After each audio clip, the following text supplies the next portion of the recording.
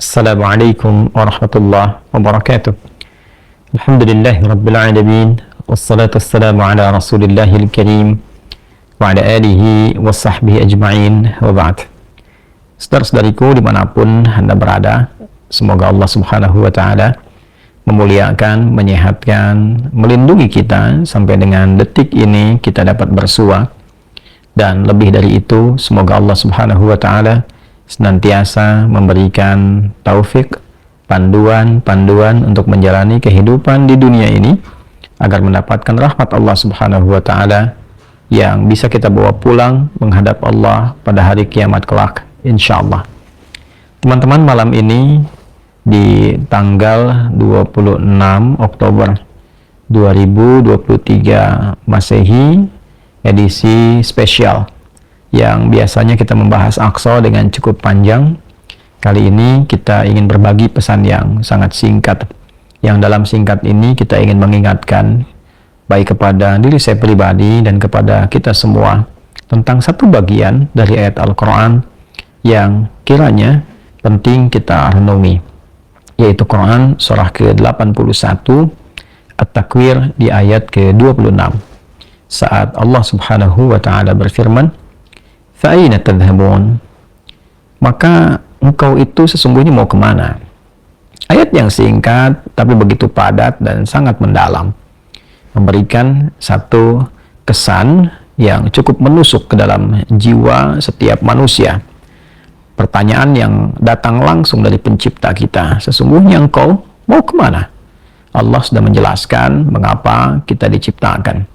Allah sudah memberikan jalan kehidupan bagi kita dan menerangkan konsekuensi di balik pilihan-pilihan yang kita tetapkan untuk menempuh jalan-jalan yang dimaksudkan.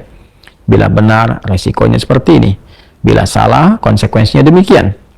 Maka, di antara sekian manusia yang telah mengetahui semua konsekuensi itu, terkadang masih mengedepankan bujukan-bujukan atau bahkan pengaruh-pengaruh nafsunya agar bergeser dari nilai-nilai kebaikan, bahkan nilai kemanusiaan yang telah Allah tetapkan. Ketika Allah menyampaikan, "Tidaklah aku ciptakan jin dan manusia itu kecuali untuk menaati aku, untuk beribadah kepada aku." Jadi sifat menjalani kehidupan di muka bumi ini adalah dilandaskan pada kepatuhan kita kepada Allah subhanahu wa ta'ala. Kepatuhan itulah yang disebut dengan ibadah. Patuh, tunduk, patuh, bahasa Arabnya itu disebut dengan Islam. Jadi Islam dalam pengertian etimologi secara bahasa artinya tunduk, patuh, taat. Orangnya disebut dengan Muslim. Jadi setiap manusia itu konsekuensinya memang mesti patuh, tunduk dan taat kepada Sang Pencipta, yaitu Allah subhanahu wa ta'ala. Karena itu ketika Allah menyampaikan di dalam firman-Nya, "Wa ma khalaqtul jinna wal insa illa liya'budun." Tidaklah aku ciptakan jin dan manusia itu kecuali untuk menjadikan seluruh aktivitasnya agar menaati Allah subhanahu wa ta'ala, dijadikan sebagai ibadah.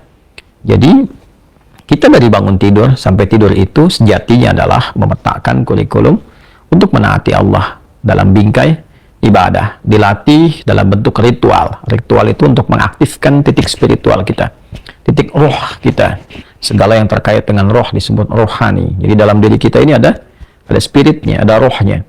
Dan itu adalah titik latihan pertama untuk mengaktifkan ya titik-titik kebertuhanan. Jadi ketika Allah sampaikan, "Tidaklah aku ciptakan engkau kecuali untuk menaatiku." Nah, titik ketaatan itu ya disebut dengan titik ritualnya. Ibadahnya ibadah ritual, ya keadaannya keadaan spiritual, itu yang penting kita aktifkan dulu. Itu sebabnya diminta kita sholat untuk mengoneksikan diri kita, mengaktifkan sinyal itu dengan Allah subhanahu wa ta'ala, dengan Sang Pencipta. Sehingga ketika terkoneksi, terbangun kesadaran dari dalam diri kita sebagai sebuah fitrah. Nanti kesadaran itu yang akan membimbing bagian dari sifat intelektual kita, titik intelektual, ya IQ itu, ya intellectual question. Kemudian nanti titik fisik kita, physical question. Jadi nanti yang menggerakkan adalah titik spiritualnya. Ini yang memberi perintah. Kalau akal itu masih objektifnya normal saja. Kalau dia hanya mengkonstruksikan pikiran, mengolah data, ya, jadi informasi menjadi knowledge. Knowledge itu yang akan diteruskan kepada fisik untuk dieksekusi. Ya, bagaimana nanti lisan bicara? Seperti apa konstruksi bicaranya? Mengatur katanya bagaimana? Memilihnya seperti apa? Menjelaskannya bagaimana? Tapi perintah untuk melakukan itu sumbernya dari sini. Ya, dari titik terdalamnya. Di dalam itu cuma ada dua. Ada jiwa takwa, ada jiwa fujur. Fa'alhamaha fujuraha wa taqwaha. Maka di dalam diri manusia itu, di titik paling dalamnya itu, ada nilai kebaikan, disebut dengan takwa, karakter moral kebaikan. Ada yang buruk disebut dengan fujur. Nama lainnya disebut